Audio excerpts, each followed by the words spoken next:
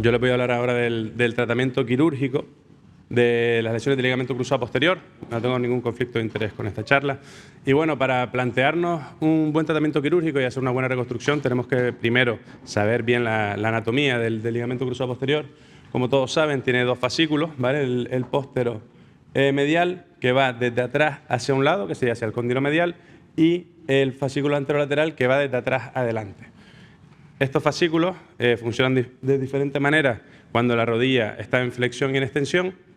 Aquí vemos los dos fascículos, viendo que en extensión el fascículo póstero medial se tensa y en flexión el anterolateral es el que se tensa. Y esto funciona de diferente manera, pero con un efecto sinérgico. Esto hicieron un estudio biomecánico y vieron que seccionando los diferentes, seccionaban primero el póstero medial, se veía que no había tanta traslación tibial posterior. Y lo mismo pasaba cuando seccionaban el anterolateral. Pero al seccionar los dos sí que sucedía. Lo mismo con la rotación interna. Por lo tanto, los dos funcionan a la vez y son bastante importantes a la hora de pensar en una reconstrucción. En cuanto al diagnóstico clínico, ¿vale? Vamos a ver un cajón posterior, ¿vale? Este es el signo del cajón posterior. Lo importante de aquí es que para hacer bien un cajón posterior, la tibia tiene que estar reducida. Muchas veces no nos damos cuenta, parece que no hay tanto cajón posterior, pero lo va a tener si nosotros tiramos de la tibia hacia adelante. Otro signo es el posterior sagittal sign, que es el signo del escalón. Pacientes con lesiones, sobre todo crónicas, se ve que la tibia de por sí está trasladada hacia posterior, ¿vale? Si lo comparamos con la contralateral. Y de igual manera el quadriceps active test, que lo que hace el paciente es hacer una contracción activa del cuádriceps y esa tracción del tendón rotuliano hace que la tibia se desplace hacia adelante. Es importante aquí también valorar las lesiones concomitantes. Por ejemplo, ayer operamos un paciente que tiene una lesión del popliteo y vemos dial test, forzar el baro 30 grados, porque la mayoría de lesiones de cruzado posterior van asociadas a otras lesiones. Solo hay un 13% de lesiones aisladas.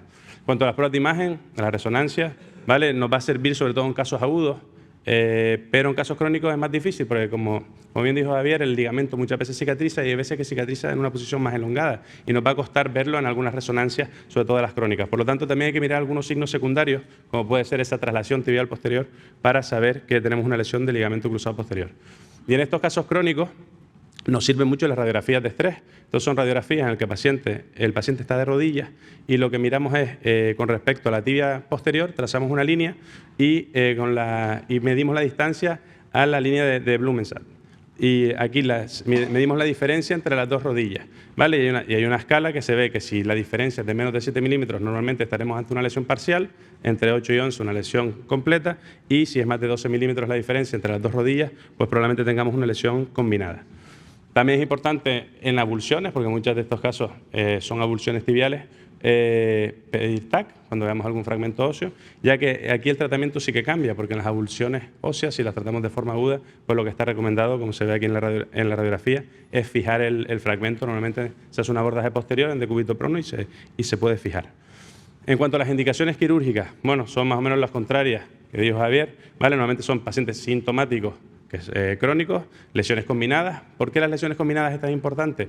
Porque no debemos reparar un colateral lateral sin hacer el pivote central, puesto que en la reparación va a tener más tensión. Entonces, si ya que vamos a hacer alguna reparación de otros ligamentos, tenemos que reconstruir también el ligamento cruzado posterior. En cuanto a las aisladas, bueno, aquí hay cierta controversia y se ha demostrado, ¿vale?, en diferentes estudios que a 5 años hay hasta un 80% de artrosis en el cóndilo medial y 47% en la patelofemoral. Y a 12 años hay un riesgo incrementado por 3 de poder tener un reemplazo total de rodilla. Así que cada vez nos planteamos más si en algunos casos agudos, aislados, hay que reconstruir el ligamento cruzado posterior. En cuanto a mi técnica, la mayoría de las veces usamos una plastia de isquios, ¿vale? Es verdad que algún paciente quizás menos demandante o depende si tiene lesiones combinadas, usamos aloinjerto. Este, por ejemplo, es un aloinjerto de ayer, que hicimos justo un cruzado posterior y fue con aloinjerto, pero un paciente menos demandante y tenía una lesión combinada. Solemos usar un sistema suspensorio en fémur, en tibia un tornillo y muchas veces de refuerzo una doble fijación con un botón. No usamos rayos X normalmente, ¿vale?, salvo una cosa, y usamos un portal posteromedial. Consejos. Esto va de tips and tricks. Consejo para principiantes: hay que habituarse al portal posteromedial. Antes hablé de la rampa y es una manera de empezar a utilizar, a empezar a trabajar en la parte posteromedial de la rodilla.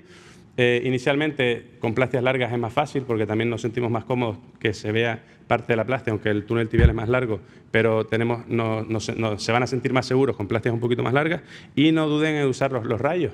Muchas veces cuando pensamos que estamos en el lugar adecuado para el túnel tibial, estamos más proximal de lo que deberíamos estar. Así que podemos usar los rayos sin ningún tipo de problema. Y aquí mostramos un poco cómo lo hacemos. Bueno, diferentes técnicas. Esto es un paciente con un cajón posterior bastante evidente, ¿vale? Dentro de la rodilla vamos a encontrar esto, un cruzado anterior que parece que está laxo, pero que no está normal, que no está tenso, y es porque la tibia está subluxada posterior. Se ve que cuando tiramos de la tibia hacia adelante se tensa. Si es afuncional, pues lo ideal es quitar los restos de cruzado posterior, ¿vale? Si es completa, bueno, así nos va a permitir trabajar mejor. Y hacemos el portal posterior-medial. Yo, por ejemplo, en la rampa no utilizo cánulas, pero en estos casos que vamos a estar entrando y saliendo, sí aconsejo la utilización de cánulas para poder meter la cámara. Como aquí estamos teniendo una visión directa del portal posterior-medial.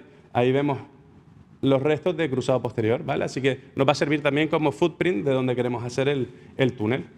Ya trabajando desde el portal posterior-medial, pues empezamos a limpiar esa zona para colocar ahí la guía de la tibia.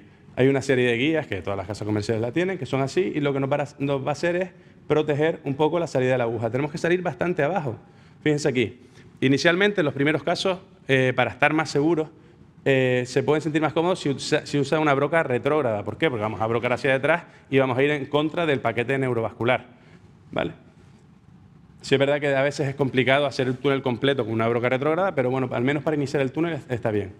La otra opción es hacer el túnel normal con una broca anterógrada, que el truco aquí es mantener la guía que te va a servir como tope para que esta aguja no vaya hacia posterior y no se vaya a la poplitis.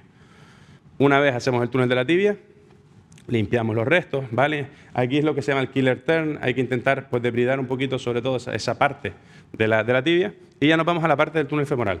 Y hay dos maneras de hacer el túnel femoral, ¿vale? Desde el portal anterolateral, ¿vale? Hacemos un portal bastante lateral porque queremos llegar bastante horizontal, y desde ahí podemos hacer el túnel al igual que lo hacemos del ligamento cruzado anterior. Ahí vemos y la otra opción es usar también una broca retrógrada, ¿vale? Depende de cómo se sientan más cómodos, pues bueno, se puede usar la broca retrógrada. Sí es verdad que aquí te permite ver hasta dónde vas a llegar de la articulación, tienes que llegar casi al límite, y bueno, y a partir de ahí puedes hacer un brocado retrógrado. Entonces, como ven, hay diferentes maneras de hacerlo, y la cosa es en la cual se sienta más cómodo, porque esta es una cirugía que se puede volver un poco engorrosa. Entonces, buscar la manera que lo hace más fácil.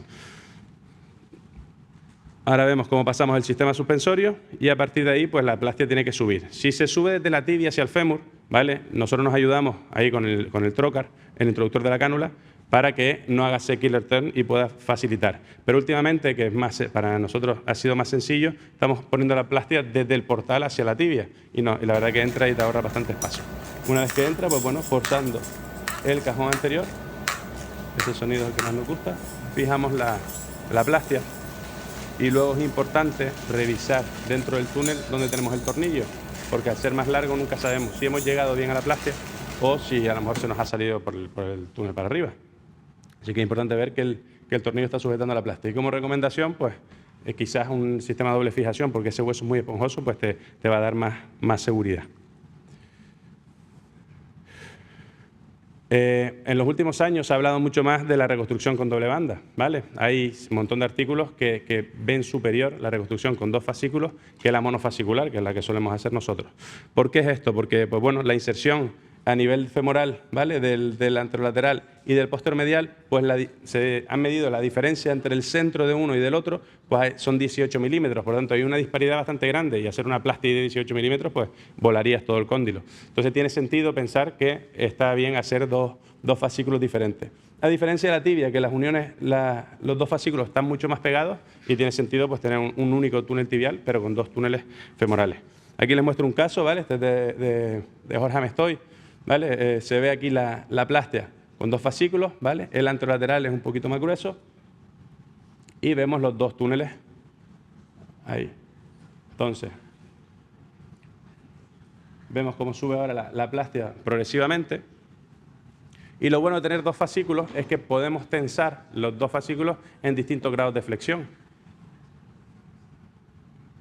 el posteromedial se fija en extensión y el anterolateral se fija en flexión, ¿vale? Ahí vemos cómo suben y después, bueno, primero lo fijas en la tibia y ahí terminas de fijar del todo los dos fascículos.